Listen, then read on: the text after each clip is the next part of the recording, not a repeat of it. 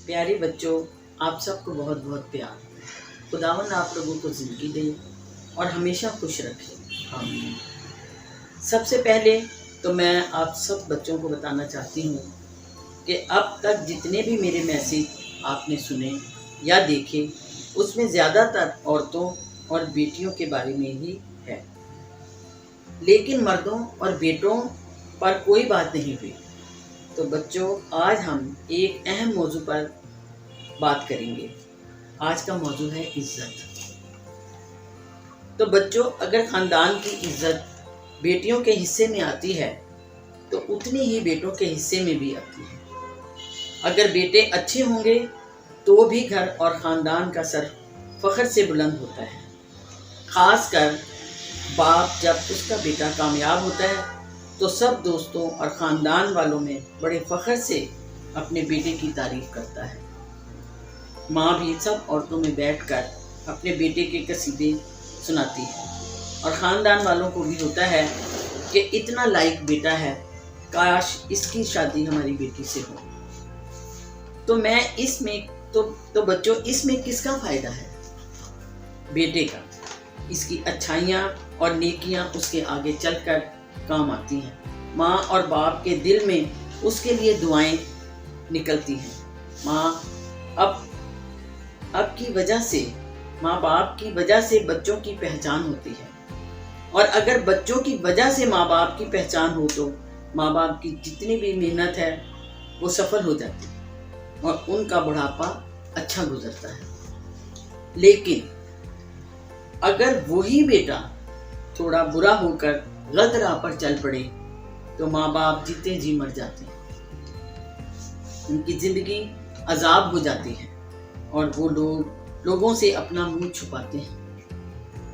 रोजाना उनके बारे में लोगों की शिकायतें सुन सुनकर वो परेशान हो जाते हैं। इसमें भी माँ बाप का हाथ होता है बच्चों को बिगाड़ने के लिए। जब बच्चा 13-14 साल का होता है और वो कोई गलत काम करे तो माँ बाप अपनी इज्जत की खातिर उस पर पर्दा डाल देते हैं, उसकी बुराई को भी अच्छाई बना देते हैं, तो बच्चों को हलाशेरी मिल जाती है।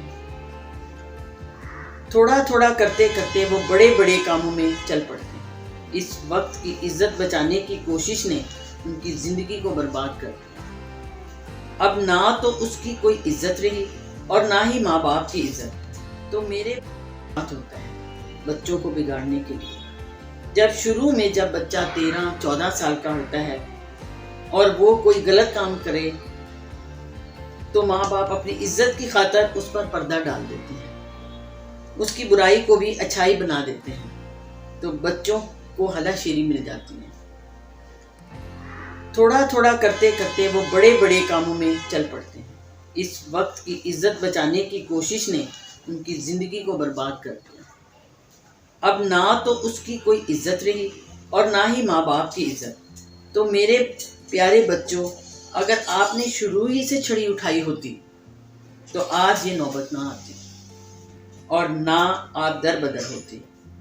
एक बच्चे के खराब वजह से हमने खानदान बर्बाद होते देखे। और फिर सबसे बड़ी बात कि माँ बाप को पता होता है कि हमारा बच्चा सही नहीं है, फिर भी उसकी शादी कर देते हैं कि शायद शादी के बाद फैमिली वाला होकर सुधर जाए। उसके सुधारने के चक्कर में दूसरे की बेटी की जिंदगी तबाह कर देते हैं। वो तो सुधरता नहीं, बल्कि उसकी वजह से उस जैसे और भी पैदा हो जाते हैं जो आगे चलकर जैसा अपने बाप को करता देखते हैं वैसा ही करते हैं। बहुत मुश्किल जिंदगी हो जाती है। तो मैं अपने बेटों से इल्तिजा करती हूँ कि अपने आप को सीधा सुधारो और सीधे रास्ते पर रखो, क्योंकि तुम ही से खानदानों में नस्लें चलती हैं। तुम ही अपने बूढ़े माँ बाप का सहारा हो। ऐसा ना हो कि उनको संभालने की बजाय बुढ़ापे में वो तुमको और तुम्हारे बच्चों को संभालते फिरें। खुदा के लिए अच्छे दोस्तों से दोस्ती रखो। कोशिश करो अपने घर में अपने बहन भाइयों के साथ ही दोस्ती करो।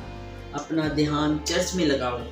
संडे स्कूल से निकलते ही बच्चों को यूथ में डाल दो। تاکہ وہ مصروف ہو جائیں۔ ہر سنڈے انہیں چرچ جانے کی عادت ڈالو۔